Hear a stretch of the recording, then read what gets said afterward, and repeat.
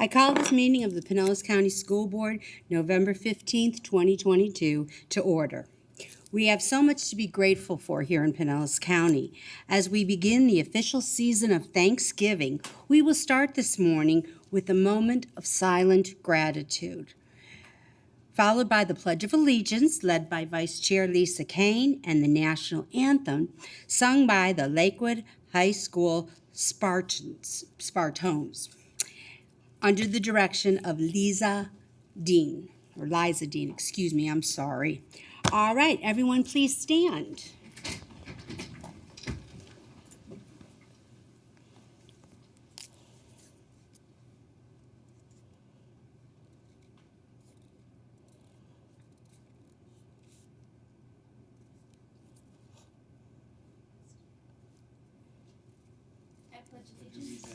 To the flag of the United States of America, and to the republic for which it stands, one nation, under God, indivisible, with liberty and justice for all.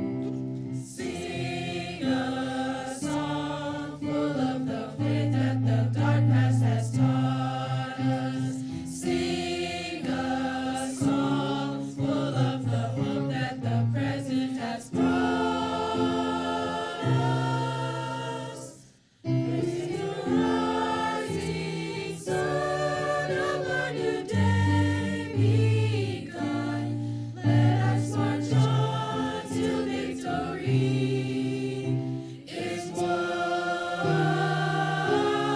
Is won.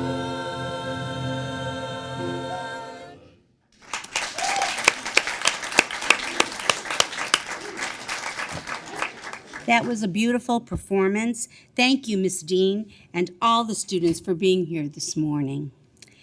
Now, I'd like to introduce this morning's video. Recently, each Pinellas County school selected its very own Teacher of the Year. But now the work has really begun to select our district Teacher of the Year. So let's watch as the 10 top finalists were surprised by Mr. Hendricks, and now the fun begins. So sit back and enjoy. Guess what? You are a top 10 finalist for Pinellas County Schools Teacher of the Year. I'm feeling very grateful and very overwhelmed and very proud. It means the world. This has been my passion for many, many years, and every year the students ask, Coach, do you have any kids at home? And I say, well, not at home, but I have 325 students, so this is for me and them. Congratulations. You're a top 10 finalist for Pinellas County School Teacher of the Year. Thank you.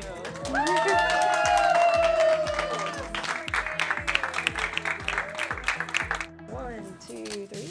It really means a lot that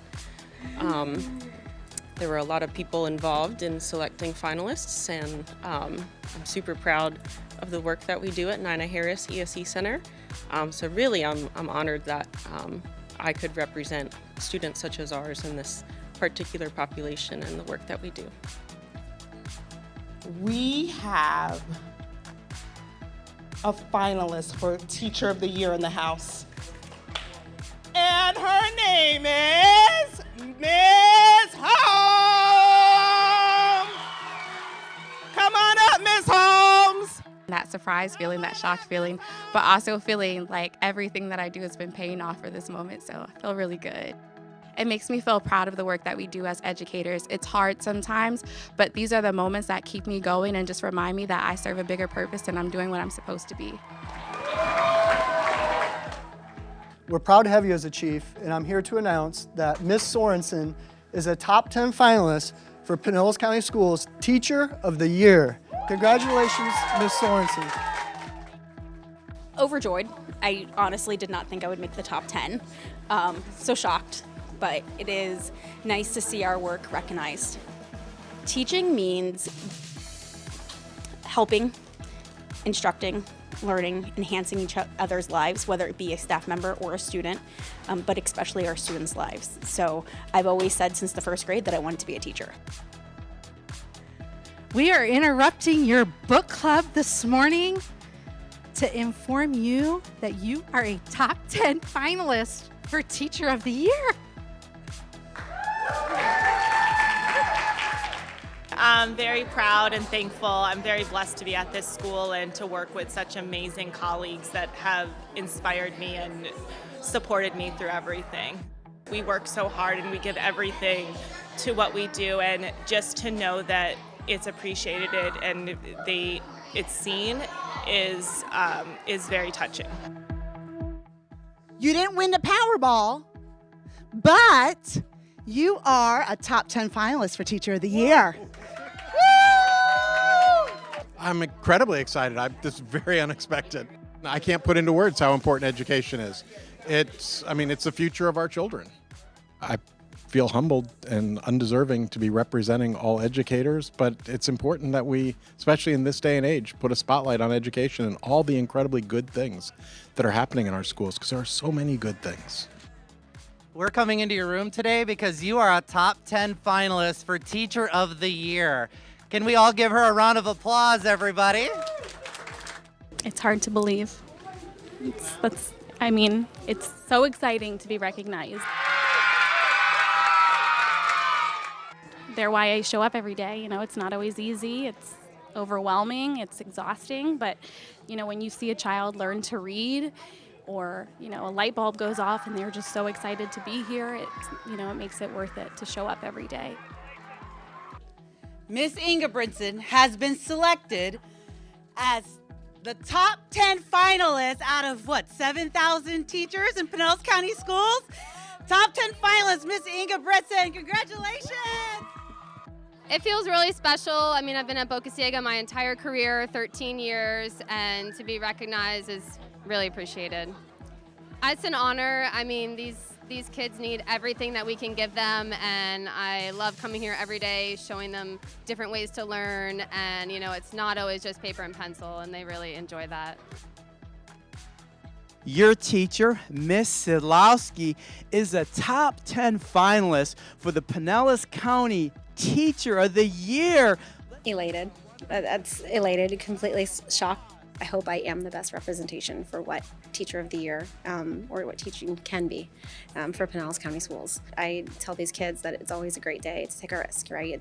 Today's a beautiful day for a wrong answer, because how do we grow? We don't know that we grow. So teaching for me is embodying all of that and taking that opportunity and growing with these kids. Congratulations! You are a top 10 finalist for Teacher of the Year for Pinellas County Schools. I am so proud of you. Woo! It's overwhelming, and it's very heart-touching. I have the privilege of being here. It's such an honor to be able to work with these wonderful people. I'm lucky. It's love. They encourage me to be better, to try and help them become better. The kids are awesome. So it's all about making sure that we allow them to be the best person that they can be and guide them through the path.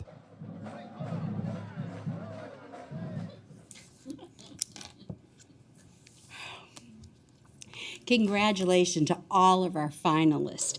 I can't wait to honor our teachers and announce our District Teacher of the Year at the Evening of Excellence on January 25th. Mark your calendars. Now, our Public Information Officer, Isabel Mascarenas, will introduce the professional community organizations. Thank you. Good morning, Madam Chair, members of the board, Mr. Hendrick, and staff.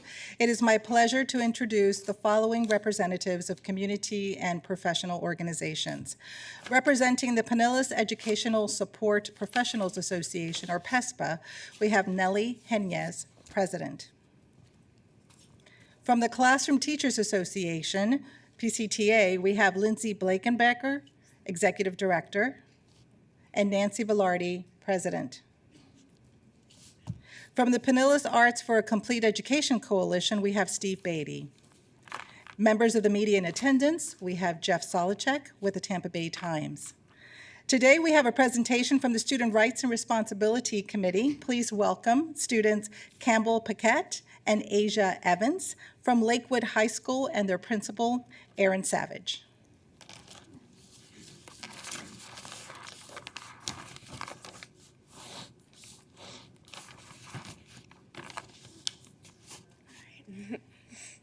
Good morning. My name is Campbell Paquette, and I am a senior at Lakewood High School.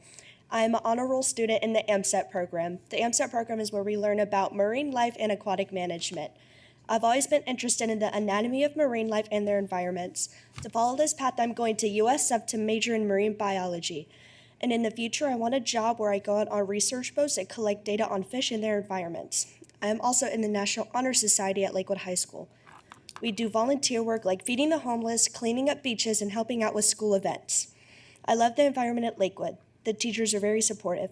Me and my English teachers have always been close, and me and my dual enrollment teacher always helps me out when I need it. And I love that the school is so small because I always see a friendly face. All the kids I've interacted with are very supportive of one another. With everything I'm involved in, I feel like I can really achieve my goals. Thank you for choosing me to be an SRR.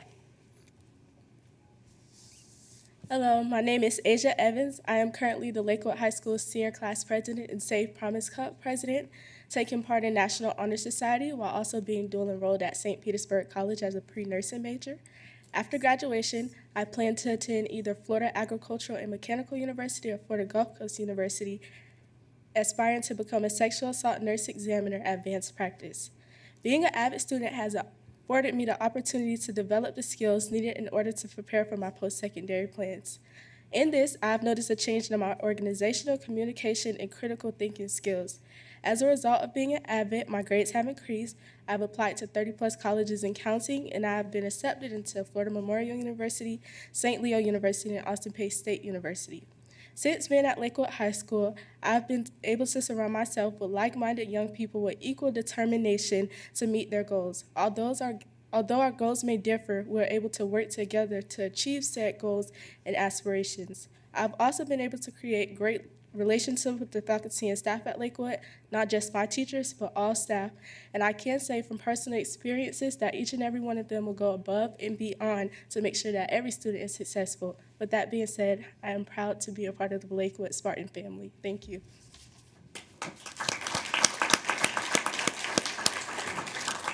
What a fantastic presentation. Thank you so much.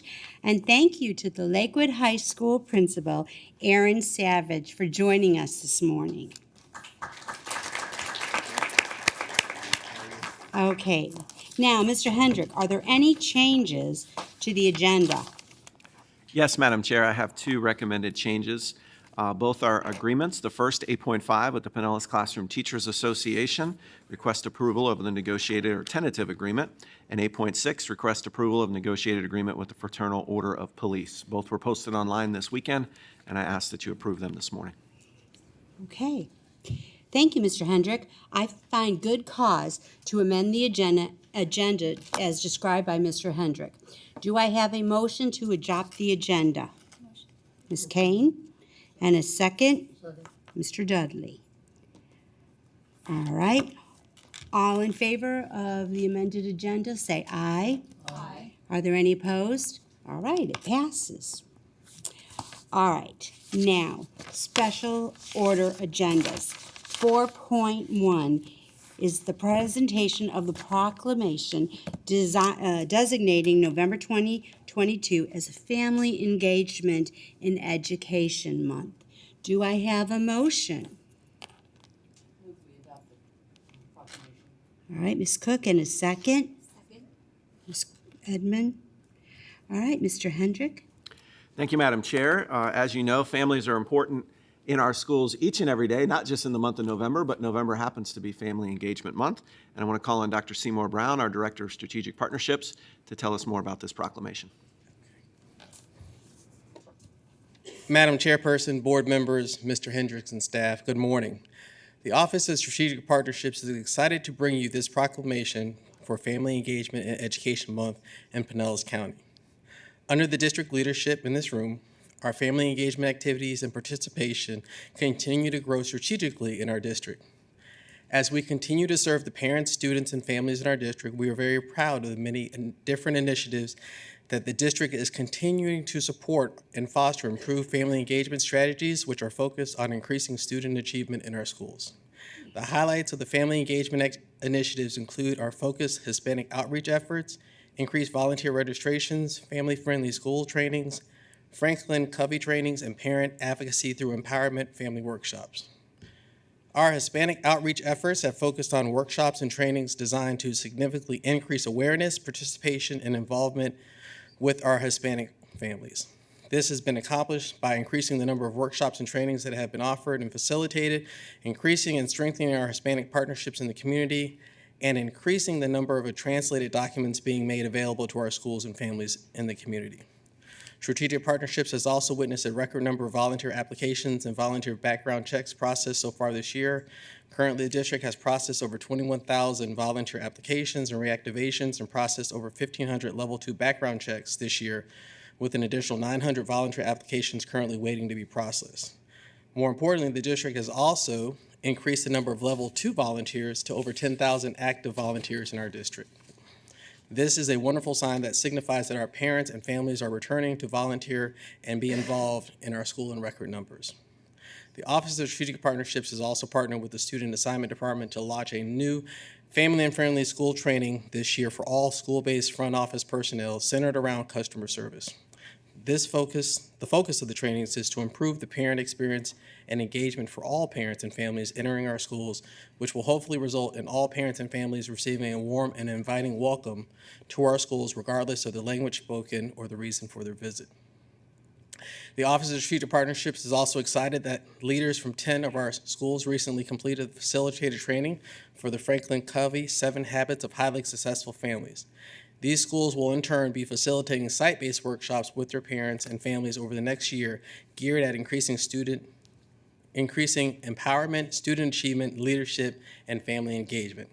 Finally, the Office of Strategic Partnerships will be launching a new series of parent trainings that expand our Parent Power Hour workshops. These workshops are focused on providing parents the tools, resources, and information in order that they may become proactive, informed advocates for their own children prior to their children needing assistance. These pilot trainings will be first offered at our Transformational Zone schools beginning in the spring. On behalf of the Office of Strategic Partnerships, the parents and families and communities in our districts, I thank you for taking the time to celebrate and bring awareness to the increasing family engagement efforts in our district. Thank you. Okay. Mr. Dudley? I think I have this one. Oh, you do? Right, on family engagement. Okay, go ahead, Nicole. I'm sorry. It's okay. Thank you. We're glad you're here. We appreciate you and your role, especially all the expertise you bring. Proclamation Family Engagement and Education Month. Whereas parents and families are instrumental in helping children reach their full potential, and whereas parents and families support homework at home, participate in school events, are active members of school groups, and support the work of teachers, administrators, and all school personnel. And whereas a strong partnership between educators and families is necessary for our children to achieve success in school, become productive citizens, and contribute to our communities and societies. And whereas district staff are available to provide information, resources, and training to support families and educators in making informed school choice decisions, so families can be actively involved in the academic achievement and development of students. And whereas Family Engagement in Education Month is an opportunity to recognize the critical relationships between families and schools and the work being done through the district to ensure we work together to build better futures for all children. Now, therefore, the School Board of Pinellas County does hereby recognize November 2022 as Family Engagement and Education Month and encourage families and schools to continue to create strong partnerships on behalf of our children. Thank you. Any comments from the board? All right, let's take a vote to approve the presentation of the proclamation designating November 2022 as Family Engagement in Education Month. All in favor say aye. Aye. Any opposed? All right, it passes. All right, our next presentation is the proclamation observing National Education Support Professionals Day, November 16th, 2022. Do I have a motion? Ms. Kane? Ms. Edmond? All right, Mr. Hendrick? Thank you, Madam Chair. We cannot do what we do in our schools without our support professionals each and every day. We value them tremendously. I want to thank the board for your investment in them in our negotiated agreement a few weeks ago. But today I have Ms. Paula Texel, our Associate Superintendent for Human Resources, and a special guest to bring us greetings on this important day. Ms. Texel. Thank you. Good morning, Madam Chair, school board members, Mr. Hendrick, and staff.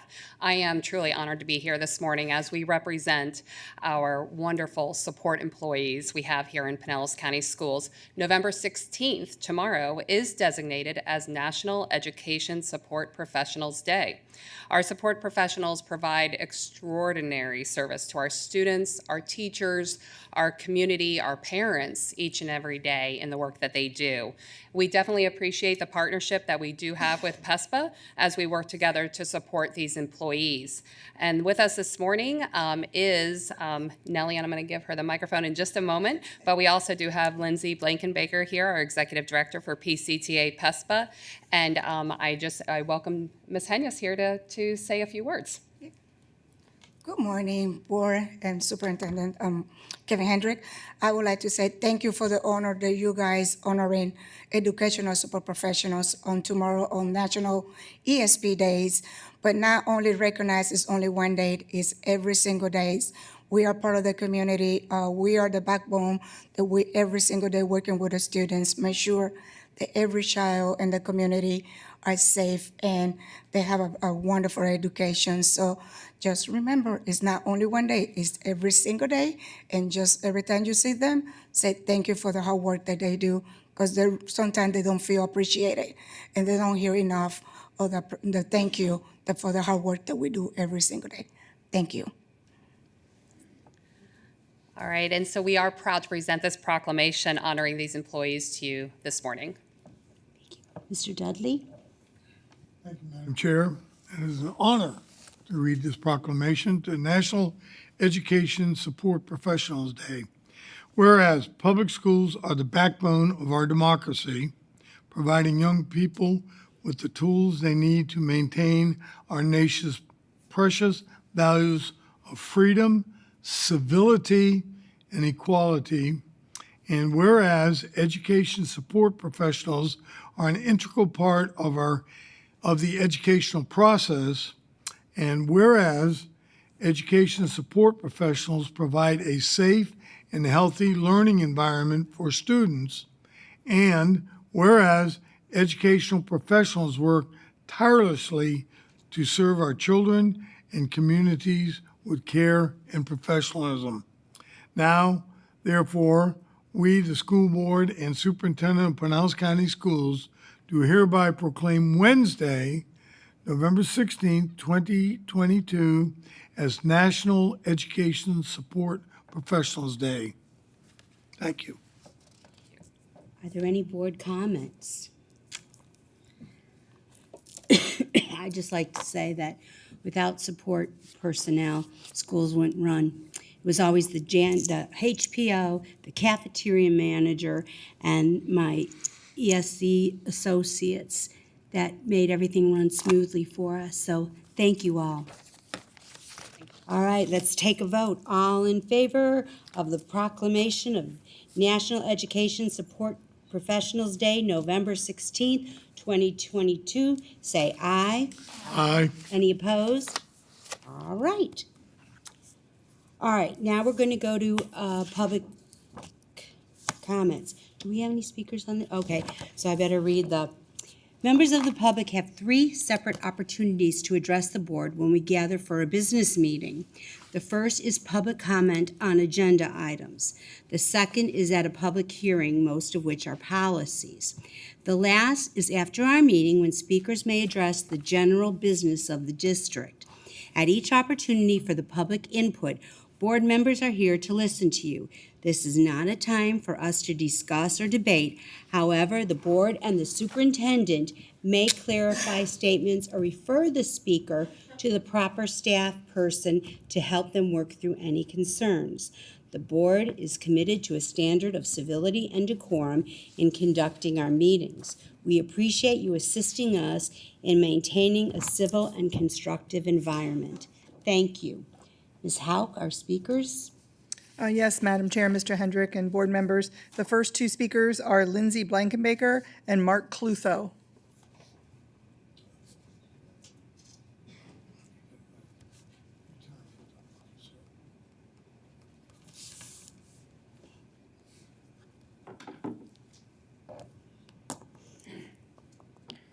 Good morning. I wanted to speak to item 8.2 on the agenda. And I know that at this point we are just setting a public hearing for potential changes to school board policy.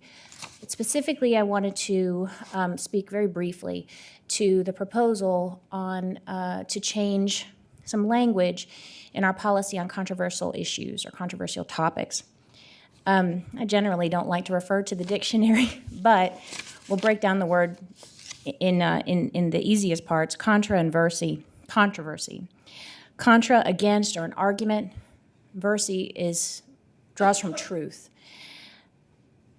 But controversial should mean a bona fide disagreement in good faith. But the kind of very public, very well-funded controversies that have led to this change are not true arguments. They are not true disagreements made in good faith. They're false controversies, false arguments over identity, history, human rights. Human rights are just not subject to debate, period. And we should never allow such hateful attacks in the schoolhouse door, much less edify them in school policy. False controversy hurts people. It hurts children, and we must never allow that to happen on our watch. So as we pursue these potential changes, many of which are in response to changing state law, this board, and in fact the board to be seated in the coming weeks, must consider who we're here for. We are here to protect all children, all employees, all community members, and their human rights must never be the subject of false controversy. Thank you.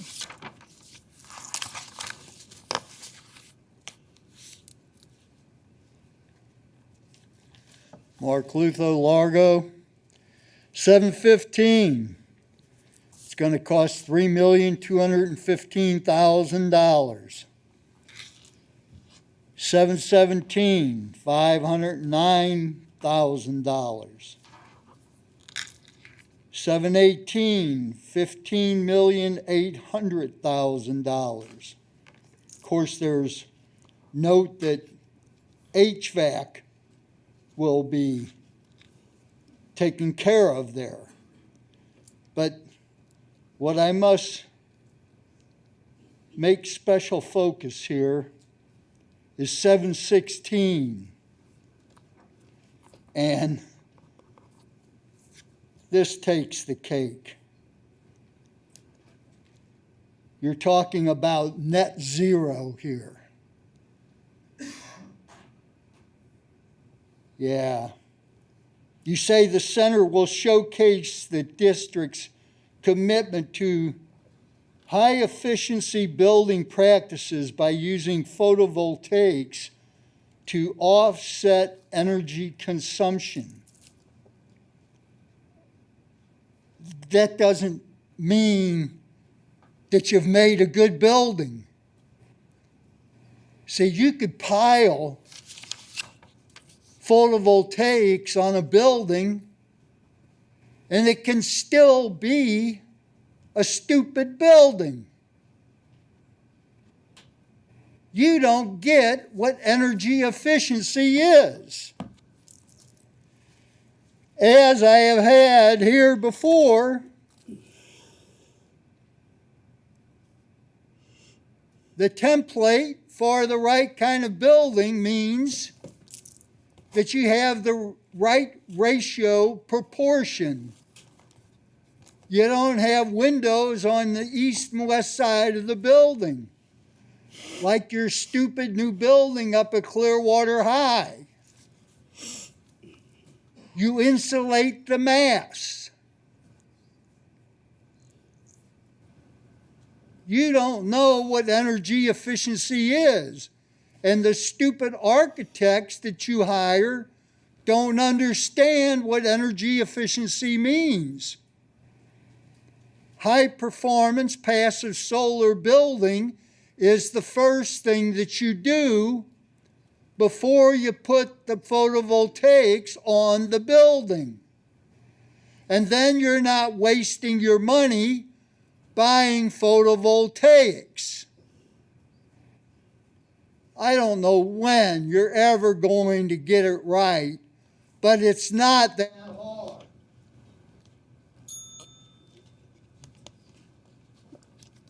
Ms. Hauk, are there any other speakers? Yes, the next speaker is Miss Angela Taylor Sweet.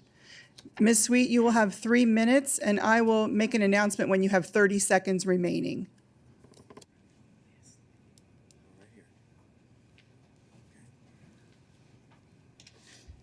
Where's the microphone? Right here? Thank you. The National Council on Educational Policy, affiliated faith-based organizations of America, in partnership with the Urban Technology Institute, endorses a policy brief and emancipation proclamation to absolve the policies and practices of the United States Department of Education.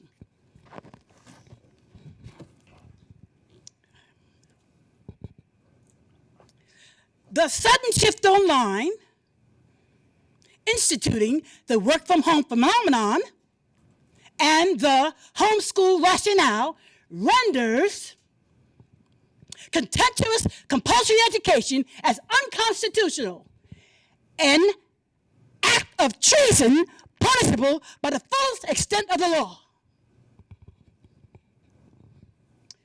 ANSEP proposes school choice in pursuit of excellence, a workforce development consolidation strategy alternative to contemptuous compulsory education.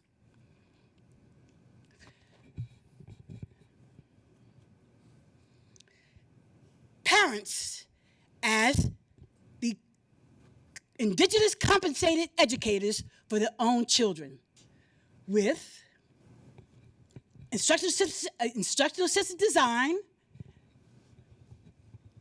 professionals facilitating learning, self-directed, limitless learning online. Thank you. Angela Taylor Sweet. Madam Chair, there are no more speakers for agenda items. Okay, thank you. Madam Chair, if I may, for the record, Sure. Ms. Taylor Sweet was speaking to the policies regarding controlled open enrollment and attendance. Thank you. Okay, thank you. All right, let's move on to consent. Do I have a motion? Move to approve the consent agenda. Okay, and a second, Ms. Kane. All right, all those in favor of approving the consent agenda, say aye. Aye. Any opposed? Okay, it passes 7-0. All right, let's go down to non-consent.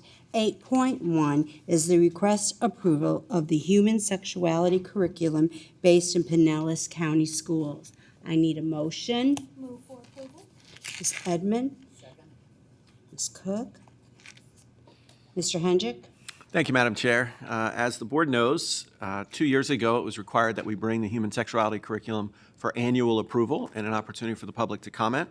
And so here today to discuss our curriculum is Dr. Dan Evans, Associate Superintendent for Teaching and Learning. Dr. Evans? Thank you and good morning, School Board, Mr. Hendrick and staff. Joined today by Miss Ashley Grimes, who is our Pre-K-12 Health and Physical Education Specialist. Can you wave, Ashley?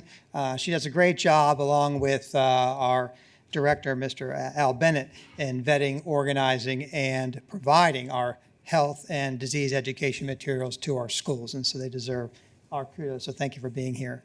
We're here today to ask for your approval, as we do annually, of our human sexuality curriculum and resources. In doing so, we want to thank those who give us feedback and who are partners in this work, including the Florida Department of Health and Johns Hopkins All Children's Hospital.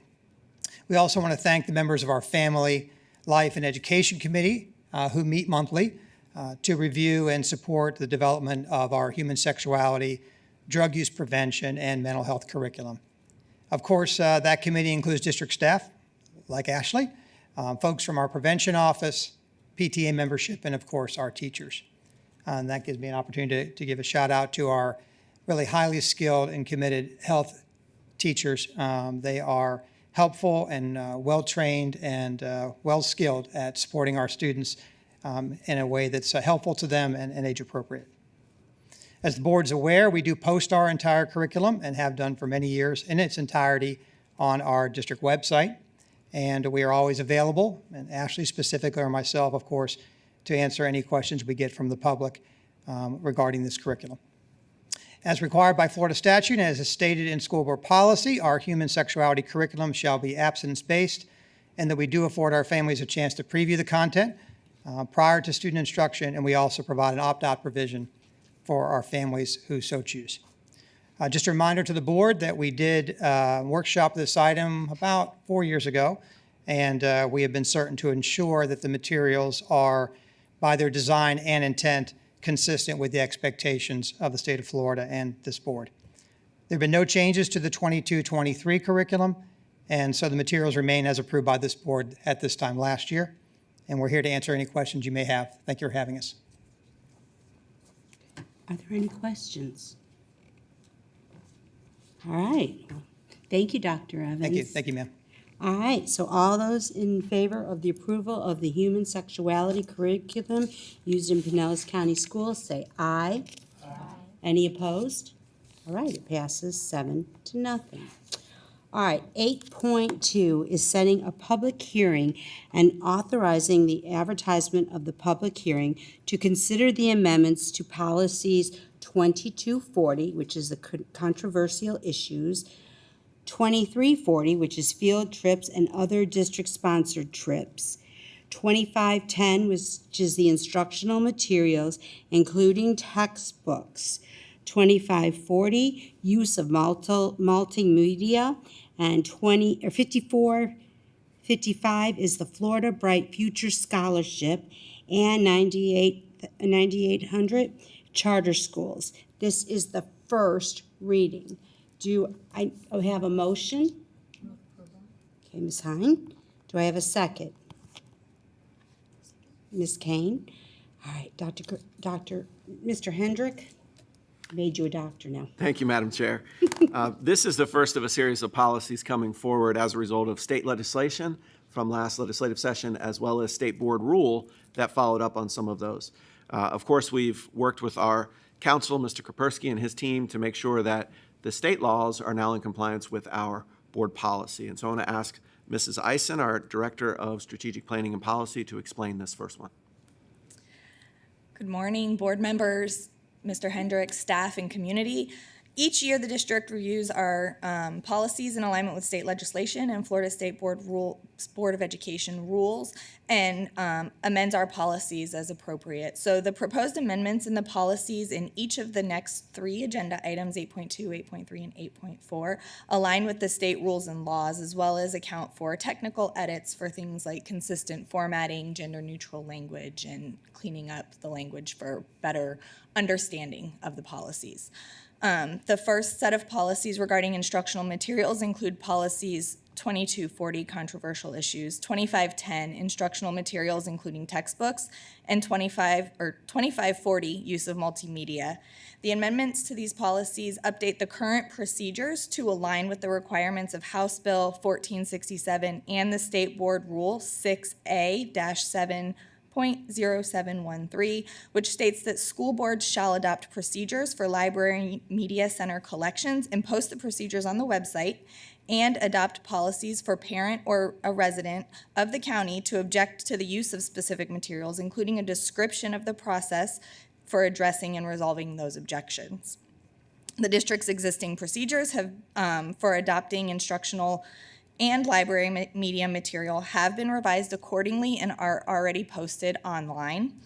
The link to the procedures for library media material is also now included in the revised policy, and district staff is working internally and in conjunction with the Florida Department of Education on the procedures specifically for classroom libraries. The policy amendments also address the standards used to determine appropriateness of material and review the process for controversial materials, and who serves on the adoption and review committees. All pilot program materials are also vetted and adhered to by the school board, or adhere to our school board policies as well as state laws and rules. Finally, we propose rescinding policy 2540, use of multimedia, because the contents that are included within that policy are also now included in policy 2510 and are the applicable procedures within policy 2240 for controversial issues. In alignment with State Board Rule 6A-10.085, the amendment for policy 2340, field trips and other district-sponsored events, adds a new bullet regarding room sharing on overnight trips. And the policy and the associated field trip form will be updated to specify that room sharing is assigned by biological sex at birth unless the parents of a minor student otherwise provide consent in writing. Additionally, the last section of this policy has also been broadened to address competitive teams multi-day trips, which in the previous version of the policy was specific to cheerleading. The proposed amendments to policy 5455, the Florida Bright Futures Scholarship, reflect the revised state requirements, which now allow for students to use work hours in addition to service hours to qualify for Bright Futures. Those hours that students use to earn those scholarships are no longer required to be attached to a social issue, and they allow for more students to attain the hours required to qualify for scholarships. Last, the updates to policy 9800 charter schools address Senate Bill 758 and House Bill 225, which provide charter schools the opportunity to apply directly to the Florida Charter School Review Commission. And additionally, the amendments clearly articulate the Pinellas County School Board expectations to organizations who are applying for a Pinellas County charter school. As a side note, these updates are timely as the district has 2 charter school renewals coming this year. We recommend setting the public hearing and authorizing the advertisement of the public hearing for these 6 policies, which I will not rename. Any discussion by the board? Ms. Hine? Thank you. Yes, I did want to thank our policy team and our leadership team here at the district. I have been so impressed. You're always engaged and responsive to any legislation that impacts our policies here at the school, and you lead with thoughtful updates. I think we are often the first county in the state to be responsive in our policies, and I know that other school districts look to us as an example. I also want to thank our community members who plug in to the different avenues that there are to either participate in committees or give any sort of feedback and development. Thank you for that. And then I also appreciate all the dedicated time and dialogue that we have in our school board workshops over all of these policies, this one and the next several, and our curriculum, whether it's over many years at this point or even in the recent months and days. By the time you see these policies here, it is not the first time that any of us have seen them. And so I just want to say thank you for the thoughtful work and the dialogue and discussion with our fellow board members. I think it's really important that Pinellas County Schools be a place that people can come to for information. There is so much information out there. So our teachers, our families, if you have questions about policies and how they impact our schools, please know that you can come to Pinellas County Schools, and we are willing and able to answer those questions. Any other comments? All right, then let's go ahead and take a vote to the public hearing to set a second hearing. All in favor, say aye. Aye. Any opposed? All right, thank you. Thank you. All right. 8.3, setting a public hearing and authorizing the advertisement of the public hearing to consider the amendment to policy 5120, assignment within the district, and 5120.01, controlled open enrollment. This is the first reading. May I have a motion? Ms. Kane, a second? Ms. Hine? All right, Mr. Hendrick? Thank you, Madam Chair, and Mrs. Eisen is still at the podium, and I'll pass it back to her for this policy. The updates for policy 5120 and 5120.01 are specifically to reflect the new requirements that functional capacity by school is publicly posted every 12 weeks. The functional capacity is currently posted online through the student assignment website and is scheduled to be updated again in January. And then that concludes our first reading for these 2 policies, 5120 and 5120.01. Any board comments? All right, since there aren't any, all those in favor of setting a public hearing and authorizing the advertisement of the public hearing to consider the amendment to policy 5120 and 91 or 5120.01, all in favor say aye. Any opposed? All right, that passes. All right, 8.4 is setting a public hearing and authorizing the advertisement of the public hearing to consider the amendment to Policy 5310, Health Services. This is the first reading. May I have a motion? Ms. Hine? And a second? Who said second? Ms. Edmond, okay. All right, Mr. Hendrick? All right, the third and final request for a public hearing involves health services, and once again, Mrs. Eisen. Policy 5310, Health Services, is updated to reflect the Parental Rights in Education law. The substantive policy changes include requiring parent consent for any healthcare services except in the event of an emergency, deleting definitions and examples of screenings provided as parents will be opting in to health services, and reducing redundancy by striking the list of exclusions from school because these exclusions are determined by the Department of Health and are identified in both the school health services brochure and our existing policy, Policy 8453. So with that, we recommend setting a public hearing and authorizing the advertisement of the public hearing for Policy 5310, Health Services. Any board comments? All right, let's take a vote. All those in favor say aye. Any opposed? All right, it passes. All right, now let's move on to the next two, which are very exciting. 8.5, request approval of the tentative agreement with the Pinellas County Classroom and Teachers Association. May I have a motion? Ms. Edmond and Ms. Cook. All right, Mr. Hendrick. I'm not going to steal any of Mrs. Texel's thunder because I know she's long awaited for this day, as have many in this room. So Ms. Texel, take it away.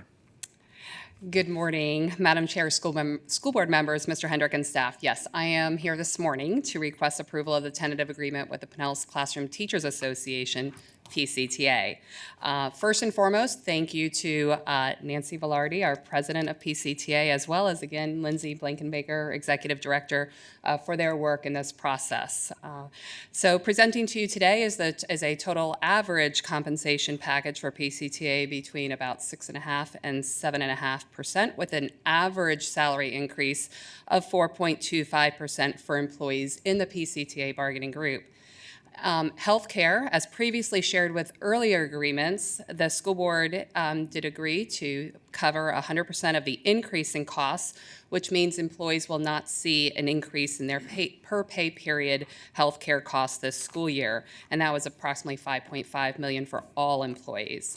The school board also again covered the $5.2 million increase in FRS contribution to employees. Again, no additional costs for our employees. The district for PCTA contributed an additional $108,000 to increase supplements for teachers who perform duties for athletics, arts, and academic activities outside the school day. District also contributed just over $250,000 to provide a 3.25% increase in advanced degree supplements this year. And as agreed upon last year, the district will be paying for 2 additional paid days of planning for all instructional staff members to be paid at the instructional staff members' daily, hourly, or members' hourly rate. ESC teachers will be paid for an additional 2 days of paid planning on top of that for a total of 4 days. As you know, our teachers do spend many, many hours planning outside of their workday, so we are pleased to be able to recommend this. This is the second year of a 3-year agreement for those additional paid planning days. And as a reminder, these days are being provided, or the funds are being provided through the American Recovery Plan funds. And finally, the district provided $3 million to be used for a one-time non-recurring bonus to be distributed at the discretion of PCTA. You will notice on the salary increase document that was attached to the agenda that this will mean teachers with 10 to 19 years of service in Pinellas County will receive $735. Teachers who have 20 plus years of experience in Pinellas County will receive $1,000. And our teacher starting salary is now at $50,568. The bargaining groups also spent time on updating and revising and agreeing to contract language involving 2 articles in the contract and are detailed in the agenda item presented to you today. One of those was dealing with our evaluations, and we have made an adjustment to the number of required formal observations this year for our probationary teachers from 3 to 2, our teachers who are on all other contracts from 2 to 1. They also do have an option to have another targeted observation to assist with identifying elements.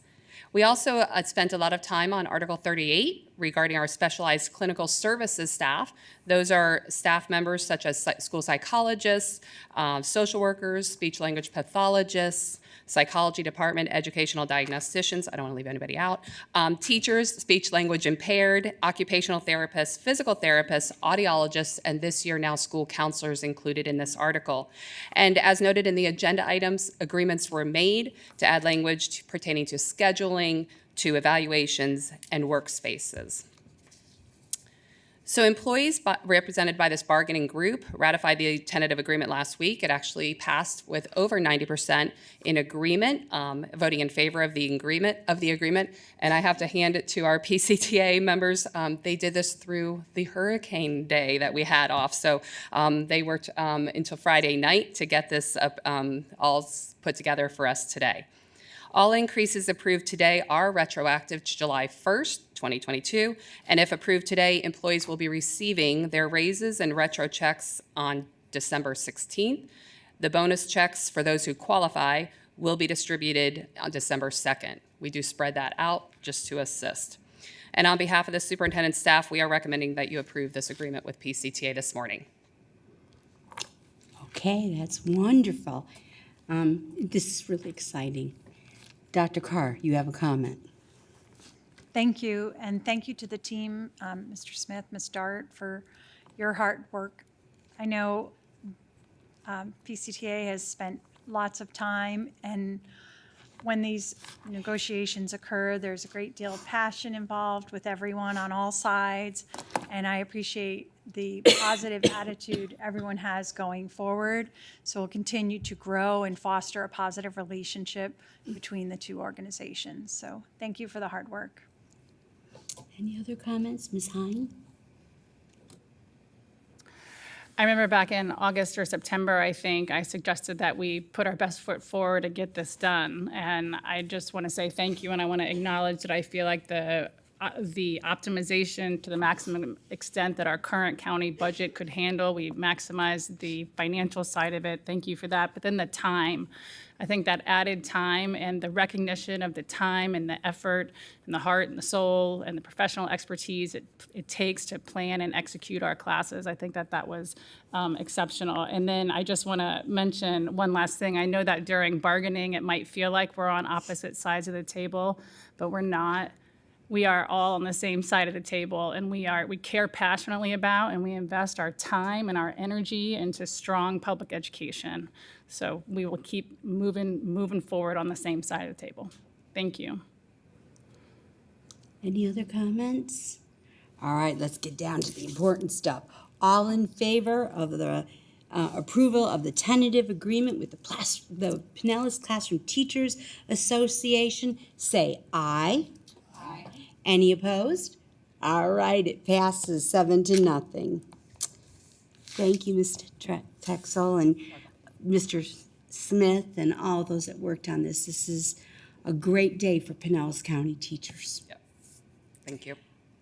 Now we're going to do the second one, the request approval of the negotiated agreement with the Fraternal Order of Police, the FOP. I need a motion. Okay.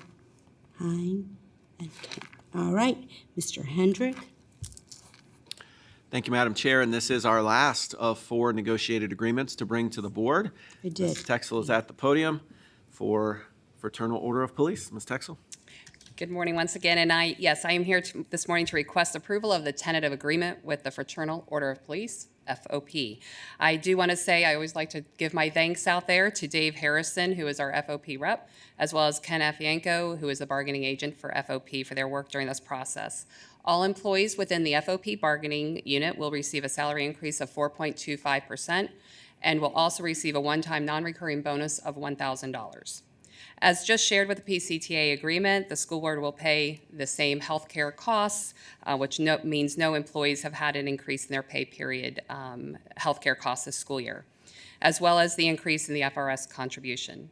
You will also note in the attachment on this agenda that we have adjusted the terminal pay percentages for unused accrued sick leave paid out upon retirement or death.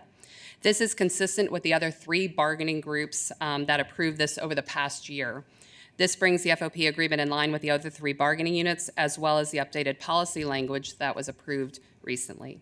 Employees represented by this bargaining group approved this tentative agreement last week, and all increases approved today are retroactive to July 1st, 2020. And if approved today, employees will be receiving their raises and retro checks on November 25th. Bonus checks to those who qualify actually it's the whole group, will be distributed prior to winter break, and that will be on December 9th. So on behalf of the superintendent's staff, we are recommending that you approve this agreement with FOP. Are there any board comments? I just want to say thank you. Our police officers are very important. They need to be respected, and I thank them for the wonderful job they do. They keep this community safe. So with that, all in favor of the approval of the tentative agreement with the Fraternal Order of Police, say aye. Any against? Passes 7-0. Thank you. Thank you. All right, let's move on to new business. Items introduced by the superintendent. Mr. Hendrick. Thank you, Madam Chair. And I want to start by congratulating our finalists for Teacher of the Year and Support Employee of the Year. As you saw in the video, we surprised our 10 finalists. What you saw a little bit of was their families who were there. Every one of them had their spouse, their own children, their parents, and to see the joy and pride in the families of the teachers was just awesome. It really, really was. There were a lot of tears shed. There were some teachers who threatened their spouses, why didn't you tell me? But it was really exciting, and we're just so proud of all of them. But as Principal Gill said, it represents all 7,000 of our teachers, and we have to whittle it down and choose 10 and then 1. But really, they're all remarkable. It was a great couple days doing that. Look forward to celebrating our Support Employee of the Year finalists on December 2nd, and all of our Teacher of the Year nominees at the Evening of Excellence on January 25th.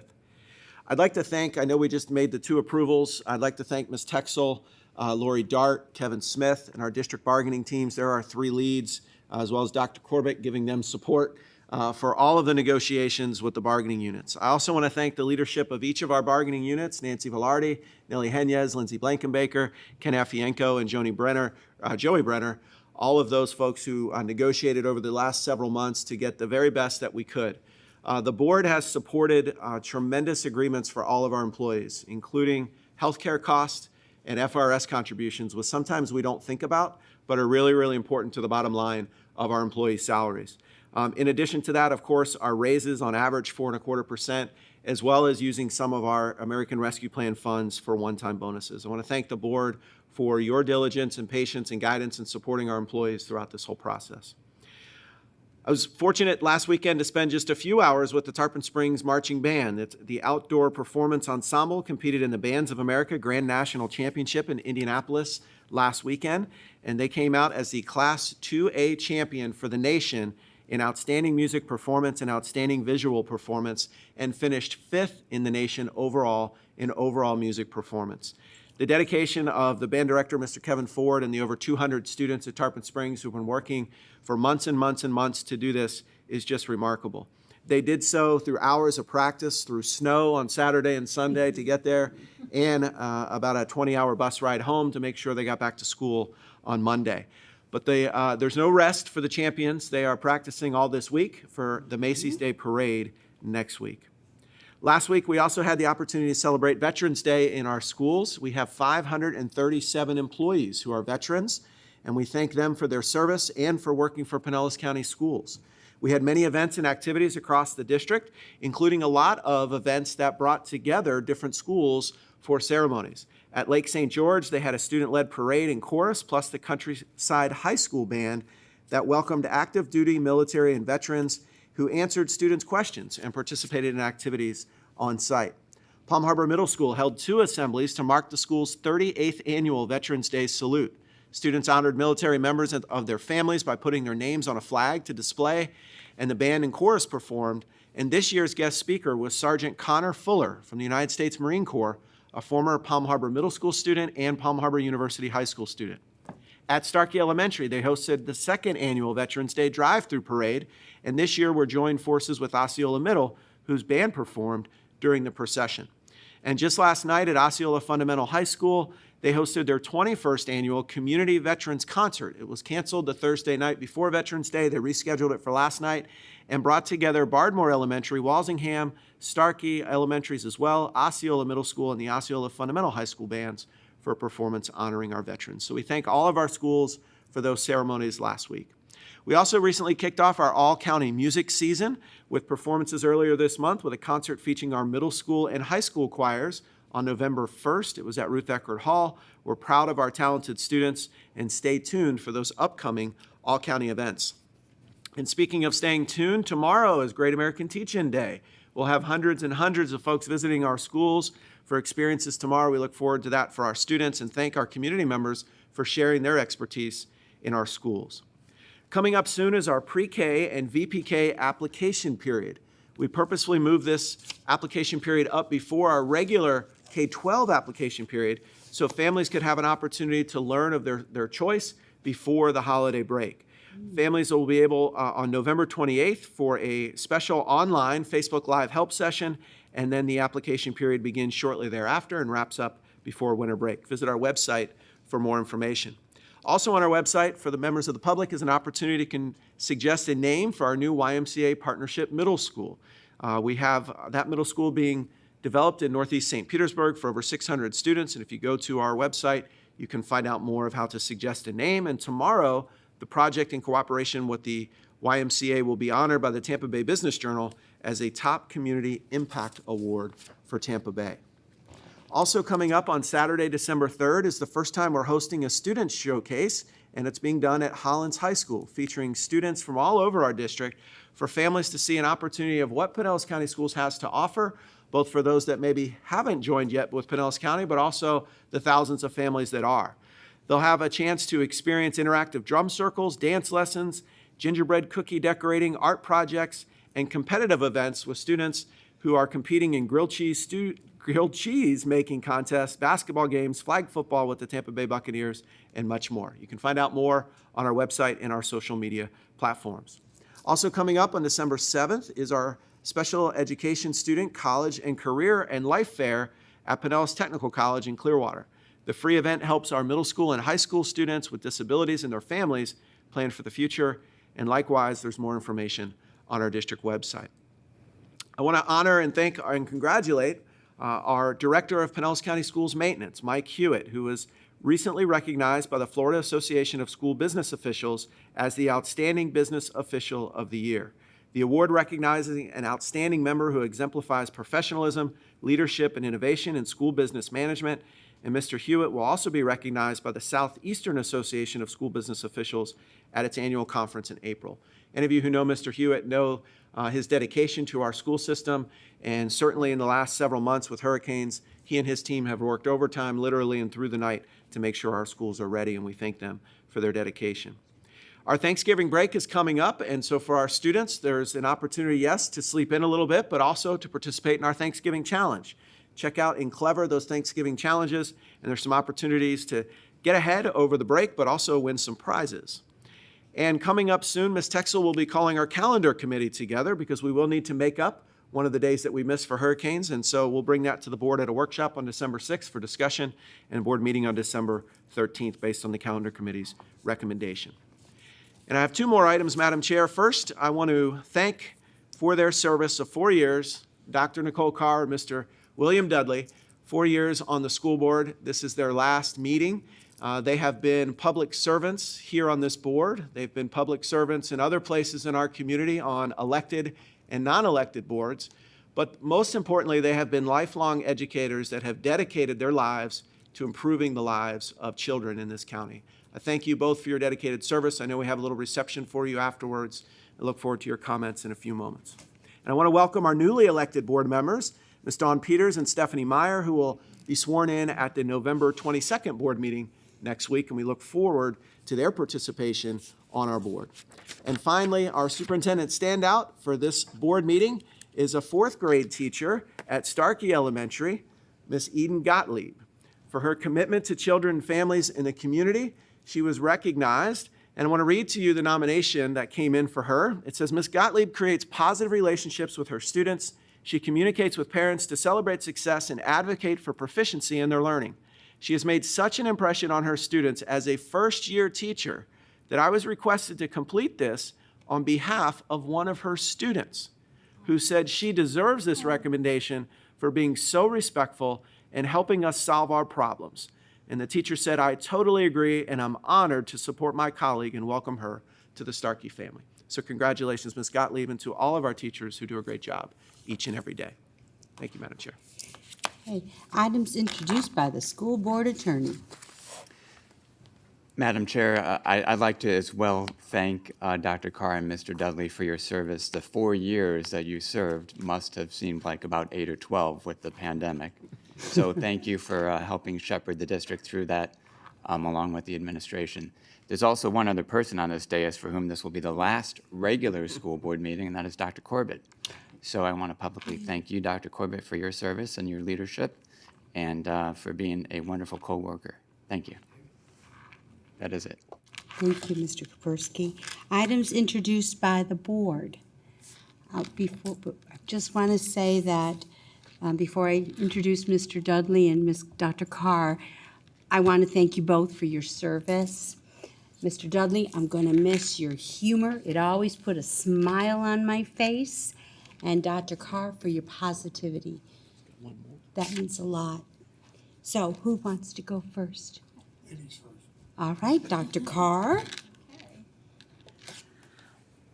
I just want to say thank you for the opportunity to serve. I'd like to thank my husband, who I love very much and will be fortunate to spend a great deal more time with, and my children, who, we did have challenging times during COVID and had to experience things also. So I really appreciate them and their positive attitude, allowing their mother to be a public servant.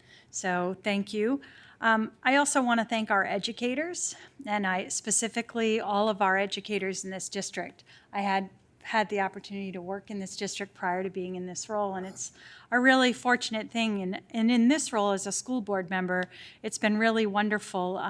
I've learned a lot, and one perspective that I've had is a true opportunity to be a listener. And I've had to listen to many groups and organizations and individuals, and I've tried to embrace that role as a listener. My hope is that we remember our educators as the experts that they are, their expertise in content, pedagogy, and as educators, how much time is spent in investing and fostering community and family involvement, and how much we value that input. And we gain wisdom from hearing from others, because I truly believe that the wise woman learns from everyone. And I've been very lucky to see educational professionals in so many capacities during my time in this district. And in the face of numerous things, they continue to stand with their roots planted, knowing that they are educational professionals. They are not rigid, they absorb what they need to know, and they continue to grow. So I thank those educators who work every day with children and in this building to support our children. And I'm grateful to my colleagues on the board, and I'm very grateful that I am at peace leaving the district with you at the helm, Mr. Hendrick, and I appreciate you. So thank you. That's about all I can say, or I will be emotional, and I've vowed not to be that way on this dais. So thank you very much.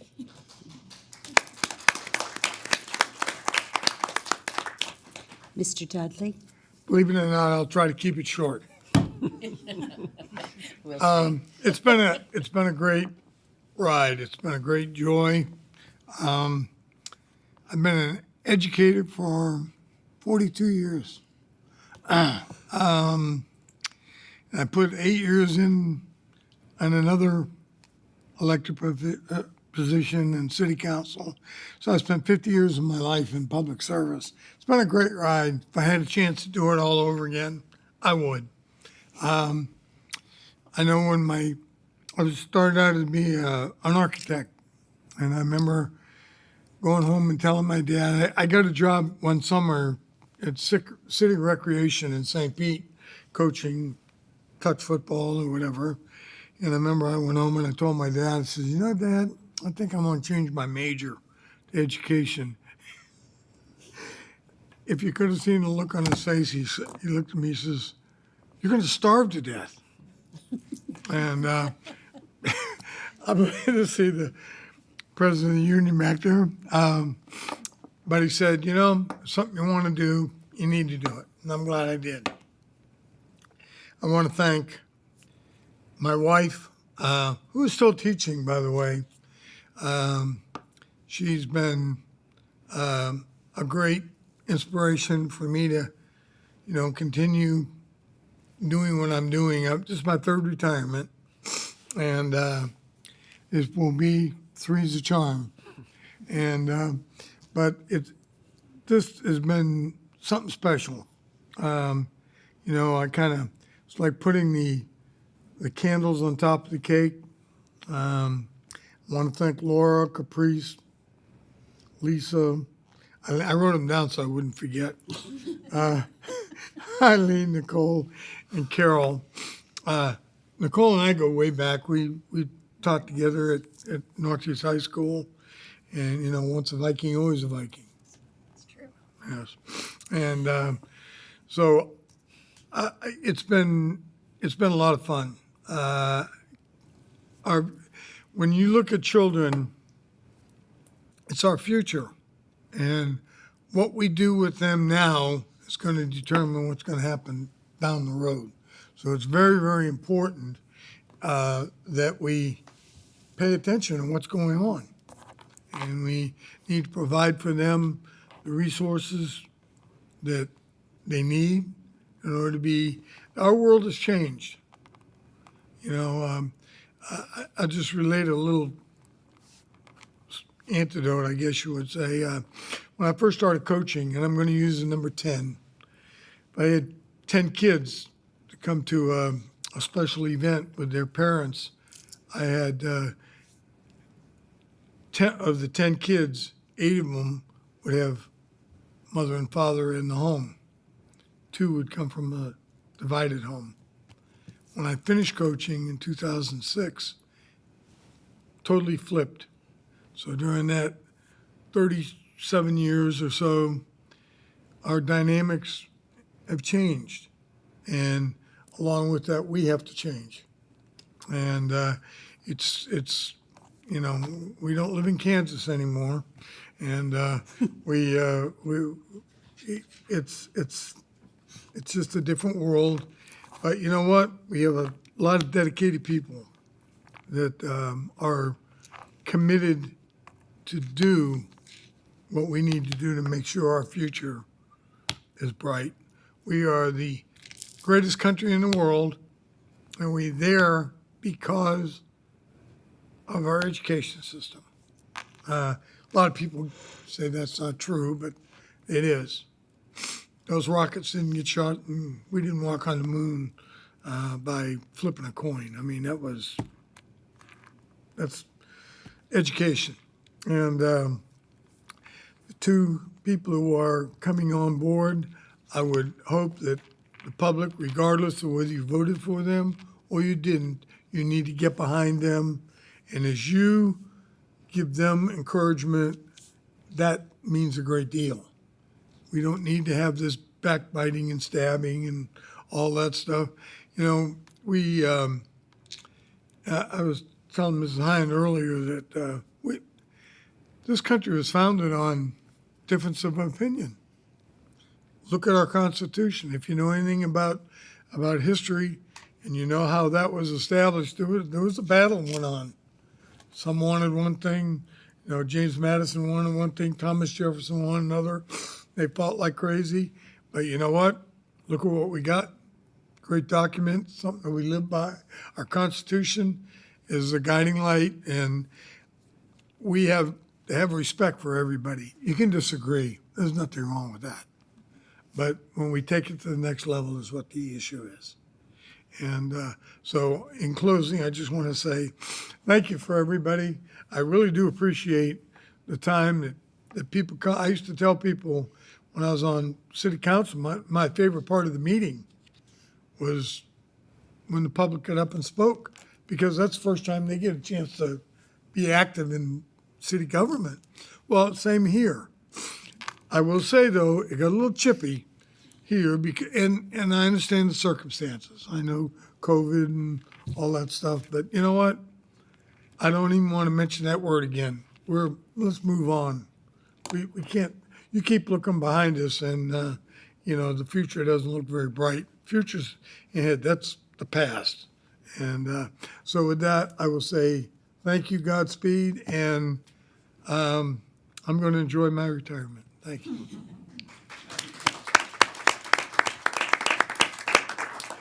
Mrs. Cook? We do have 3 people leaving, and I would like to recognize each one of them and thank them for their service. We have somebody who's retiring for the first time, someone who's retiring for the second time, and someone who's retiring for the third time. So maybe this one will take. Mr. Dudley, you help keep us focused not only on the academics, but on the extracurriculars. And that is something that we constantly need to remember. We put, art, music, and PE into our core curriculum for a reason. And you reminded us there's sports and other things that are there. So thank you very much. And Nicole, you brought kind of that eye of a person who has worked in the research and accountability, and kind of helping us focus on how do we actually look at things and are we looking at data correctly. And I appreciate that very much. Mr. Corbett, you have done so many things in this district, and all of you started in a classroom and have now come to full circle at this point. But you have done so much with looking at us being able to right-size the district and move us forward as we were doing that, and as well as the whole litany of things that you have done. What I would like to say to you is it's okay for you to look at the example that they have set, and when you decide to run for school board, we will be happy to work on your behalf. But thank you all for the service and for constantly keeping your eye on what's best for children. That is what has made this district strong, and you've been part of it. So thank you. I know I'm breaking away from procedure, but Dr. Corbett, would you like to say anything? Sure. I wanted to say that it's been a wonderful ride for me as well. I've been in public education for 33 years, and prior to that, I was self-employed and worked for 10 years before, actually for more like 20 years before I did this, but it has been a godsend for me. It has been a great career. I've really enjoyed it, and I've particularly enjoyed working with this board and the previous boards, and it's just been a privilege and an honor, and I appreciate the opportunity I've been given through this job. Thank you.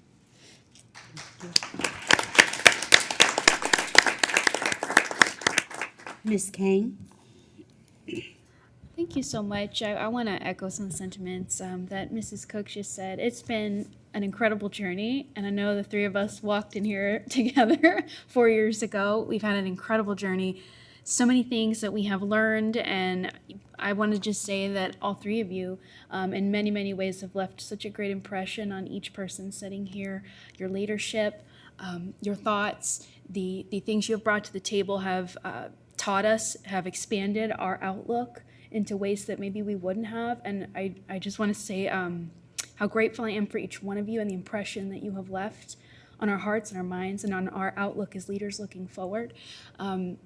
Dr. Corbett, you've done a lot to shape this district in the direction in which it's going, in the positive ways that it has improved over the years. And we thank you from the bottom of our hearts for putting children first, for putting education first and making this district great.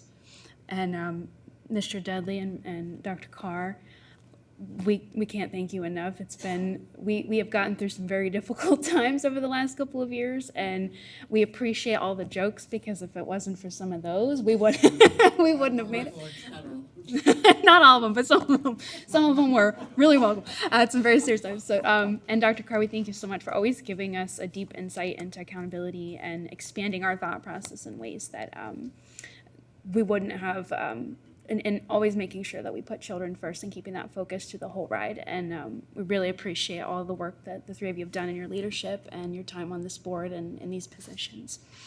And in saying that, I'm sorry to spoil the moment, but I have to do a little update as well on the legislative committee that asked me to bring forward. We have been meeting, and we thank Ms. Edmond for being part of that committee with me, but we, for advocacy, but we had a couple of updates I needed to bring to everybody, because normally we would be planning that legislative gathering in the next coming weeks, but unfortunately, there's just been a lot of hiccups in this process this year. We not only have FSBA conference coming up the week after Thanksgiving, but last week our President-designate Kathleen Pasadamo and Speaker-designate Paul Rayner announced that the 2022-2023 interim committee meeting schedule is going to begin December 12th. So that week was out. And then also they had discussion about a special session regarding insurance that may occur during December 5th. So all three of the next weeks are taken up through committee meetings, and not only that, but our conference as well that we all will be at. So with that in mind, we sat down with the advocacy committee and with Mrs. Stoll, and she advised us we should postpone our gathering potentially to January, to when the new elected officials also have had time to be in their position and go through the committee weeks and all of that, so that focus can remain on advocacy for Pinellas County, and we can keep the focus where it needs to be. So the proposed idea was that we would move this to sometime towards the middle to late January, possibly into February, but we're going to relook at those dates in the coming weeks as they put their schedule out and try to schedule something moving forward. We're also going to try to take advantage of the FSBA days in the legislature. Those are scheduled March 15th through the 17th. And we're going to be working with our delegation on those days moving forward. So with that, I want to thank each of you for your time. And thank you all for incredible 4 years. And so many more. Dr. Corman, you've been here longer than 4 years. So we appreciate all of your work. Thank you. Okay, I see no other board members. So Dr. Corbett, were there any board requests? No, Madam Chair, I did not record any today. All right. So at this time, I'm going to call our meeting to an end. We will do the evaluation after speakers. So with that, this is the end. We're there now. Just hang on. We haven't gotten there yet. All right. So we will do our evaluation after the meeting. And now let's turn it over to public participation. Ms. Hauk,